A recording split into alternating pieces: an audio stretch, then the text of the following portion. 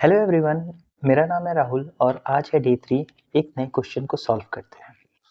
Question कह रहा है calculate the current flowing through 10 ohm resistance in the given circuit. ठीक है, तो जैसे कि हम लोग देख रहे हैं कि ये एक सर्किट दिया हुआ है, ठीक है, जिसमें एक करंट सोर्स है 5 एम्पियर का, एक करंट सोर्स है 8 एम्पियर का और 3 रेजिस्टेंसेस दिए हुए हैं 12 ओम, 8 ओम और 10 ओम।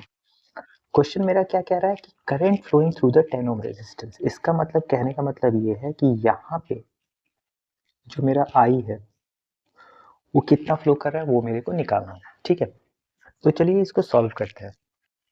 सबसे पहले हम लोग क्या देख रहे हैं कि यहाँ पे हम लोग केवीएल तो लगा नहीं सकते क्योंकि यहाँ पे मेरे करंट सोर्स लगे हुए हैं। यहाँ पे हम लोग लगा सकते हैं केसीएल। ठीक है, केसीएल लगा सकते हैं, लेकिन केसीएल में क्या होगा कि अब केसीएल में जैसे मैं यहाँ पे एक V1 लूँगा, यहाँ V2 लूँगा, फिर उनकी इक्वेशंस बनाऊंगा, उसके सॉल्व करूँगा तो बहुत लेंदी हो जाएगा। तो लेंदी ना करने के नाम से हम लोग क्या इसको छोटा कर सकते हैं, क्योंकि हम लोग यहाँ पे एक चीज़ ऑब्जर्व कर रहे हैं कि ये करंट सोर्स है और ये करंट सोर्स जो है ये पैरेलल है रेजिस्टेंस के। वैसे ही यहाँ पे एक करंट सोर्स है, ये है पैरेलल इस रेजिस्टेंस के। तो हम लोग ये कह सकते हैं कि हम लोग यहाँ पे क्या करेंगे, जब हम लोग को यहाँ पे दिख रहा है कि करंट सोर्स रेजिस्टेंस के पैरेलल में है दोनों केसेस में, तो हम लोग क्या करेंगे कि इस करंट सोर्स को इसके इक्विवेलेंट वोल्टेज सोर्स में डेवलप कर देंगे, वैसे ही इसके भी इक्विवेलेंट वोल्टेज सोर्स में डेवलप कर देंगे और उसके बाद हम लोग ये सारे रेजिस्टेंसेस को सीरीज में लगा के हम लोग सॉल्व करेंगे। ठीक है, चलिए हम लोग इसको सॉल्व करते हैं। सबसे पहले हम लोग क्या करते हैं, ठीक, so converting converting current sources into equivalent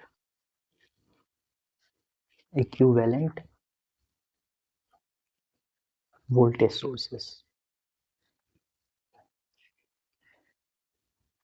हाँ, एक चीज यहाँ पे हमेशा याद रखना है, आपको हमेशा एक चीज हमेशा याद रखना पड़ेगा कि हमें यहाँ पे देखना जरूरी है।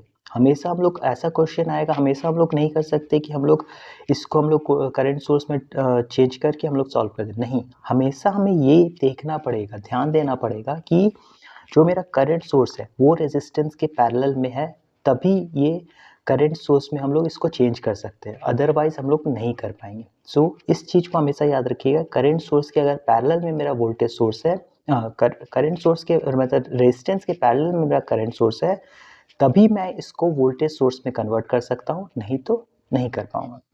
ठीक है, जैसे इसके लिए तो सबसे पहले V1 जो है ये हमको क्या कह सकते हैं, I इंटू आर होता है।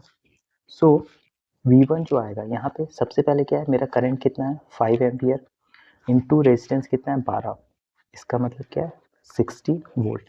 ठीक है, वैसे ही इसके लिए V2 इक्वल टू मेरा करंट कितना है 8, रेजिस्टेंस कितना है 8, इसका मतलब क्या है 64 वोल्ट। ठीक है, एक चीज और है कि यहाँ पे अब क्या इसके पोलैरिटी क्या होगा।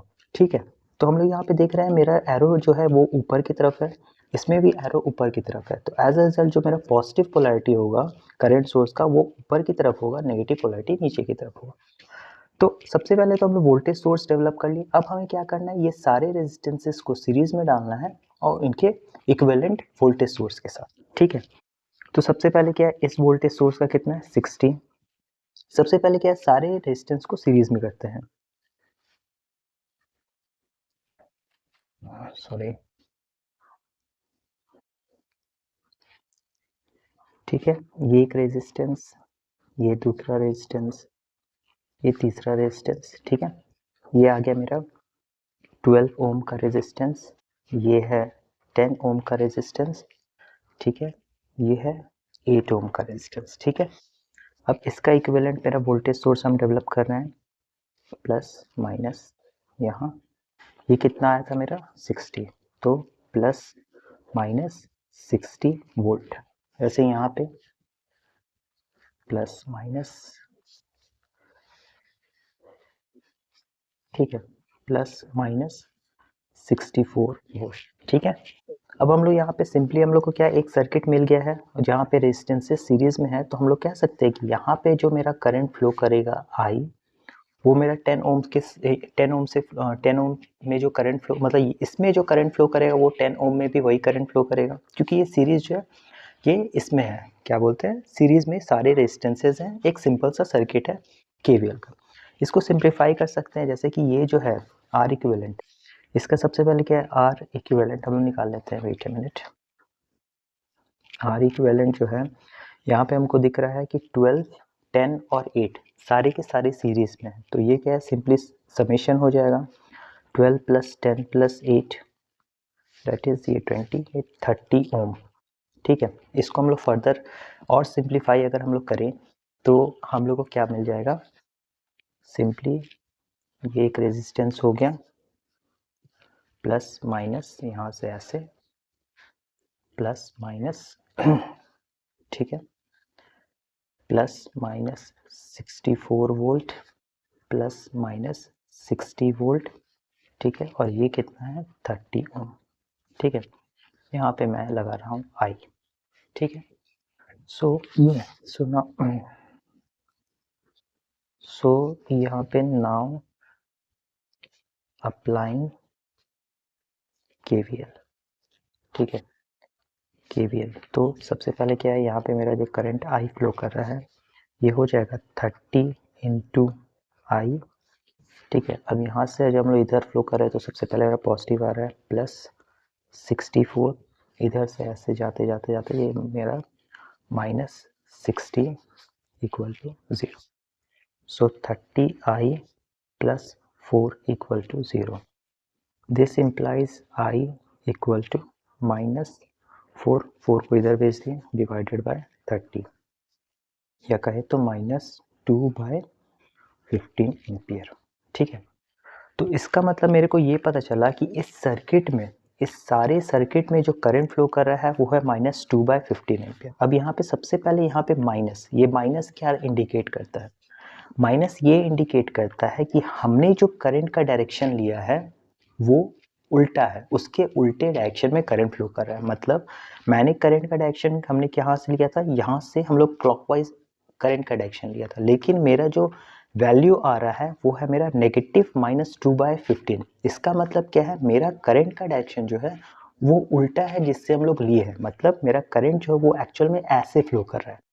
ठीक है, तो अगर सिंपली अगर हम लोग सर्किट कहेंगे तो मेरा एक्चुअल में करंट इस ऐसे ना फ्लो करके ऐसे फ्लो कर रहा है। ठीक है, तो एज अ रिजल्ट हम कह सकते हैं कि माई करंट जो वो फ्लो कर रहा है वो इस डायरेक्शन में कर रहा है, जिसका वैल्यू है आई जो है वो है मेरा, अब अगर इस डायरेक्शन में ले रहा है तो ये क्या है 2/15 एम्पियर हो गया। ठीक है, सो thus हम लोग कह सकते हैं देयरफॉर हम लोग कह सकते हैं कि करंट